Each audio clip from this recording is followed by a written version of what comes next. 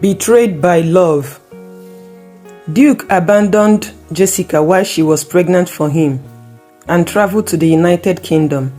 She was only 20, an orphan living with her grandmother, who was a poor farmer. They barely had enough to eat. After impregnating her, he insisted that she should abort the pregnancy, claiming he was too young and wasn't ready for a family or a child. Neither was he ever thinking of marrying her because she wasn't his type of woman. Hearing those words from someone who took her virginity really broke her heart. She cried for days. She wasn't ready to tell her poor, sickly old grandmother. She was scared it might affect her health, so she opened up to her close friend who advised her to go to Duke's house and let his parents know what was happening. When Jessica got there, she was rather insulted by Duke's mother, who called her a gold digger. Together with her friend, they were thrown out of the house with harsh words and disdain. They were asked never to return.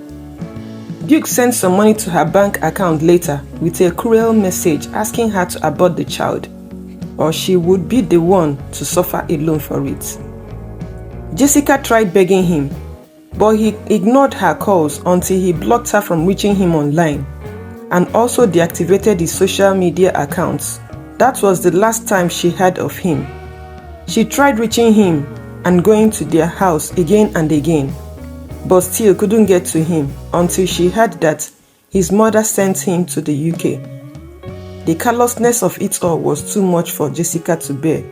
As time went on, Jessica met another guy named Ben, who asked her out without knowing she was 3 months pregnant. Her best friend encouraged her to give Ben a chance, but she should hide the pregnancy from him. But Jessica knew she couldn't do that to him. He deserves the truth no matter the consequences. Ben is a nice guy. Her conscience kept troubling her. She could no longer keep it a secret, even though she was scared that he would leave her once he found out. She opened up to him. Surprisingly, Ben said it was okay and accepted her together with the pregnancy. Accidentally, she lost her grandmother shortly after. Ben pulled all stops to give her grandmother a decent burial. When she finally gave birth, Ben asked that she moved in with her baby to live with him. He had just a small business, but he made sure Jessica and her baby were always happy and never lacked anything he could afford, especially her son.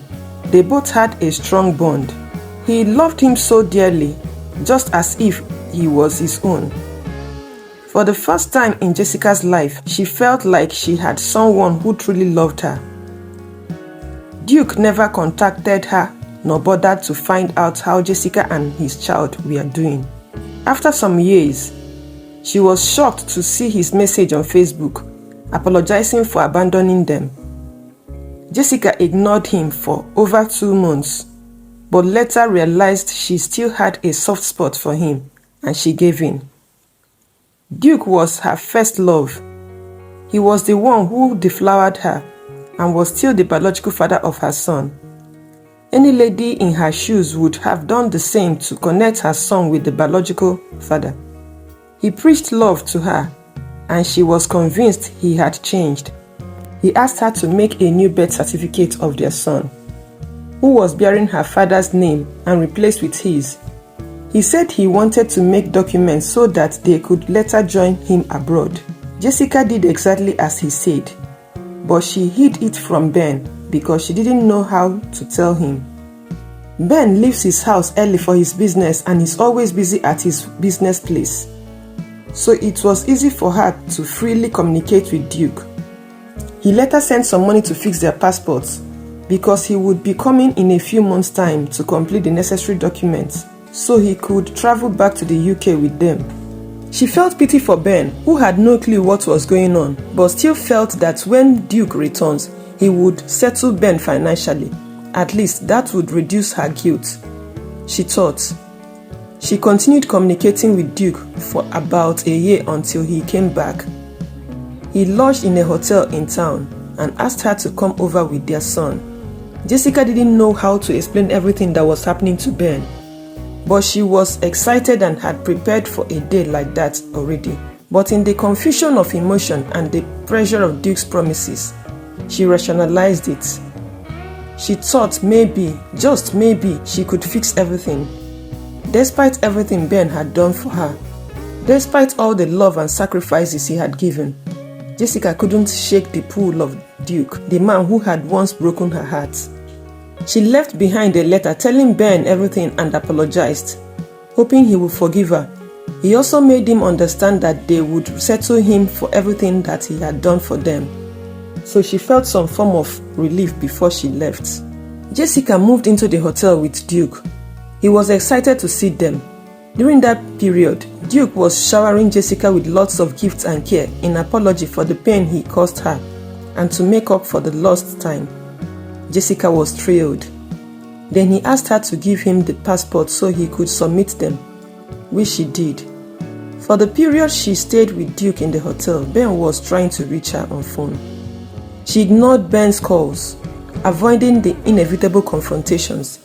Day after day, Ben tried to reach out to Jessica, but she switched off her phone. The guilt gnawed at her, but her emotions were too tangled to make sense of it. Ben was heartbroken. Then, just when she thought she might be able to make everything work, the unthinkable happened. Duke took her son, the child that Ben had raised as his own, and disappeared.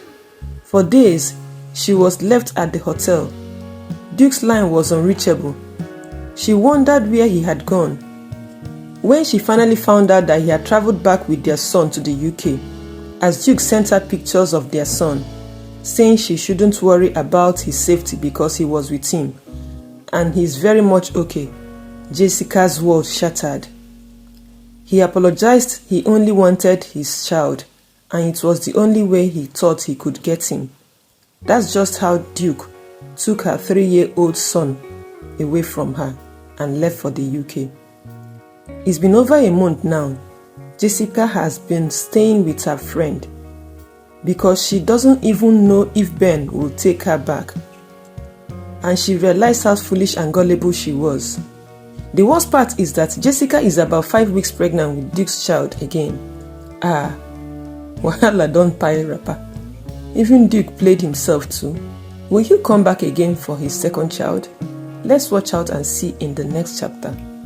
Thank you very much for watching.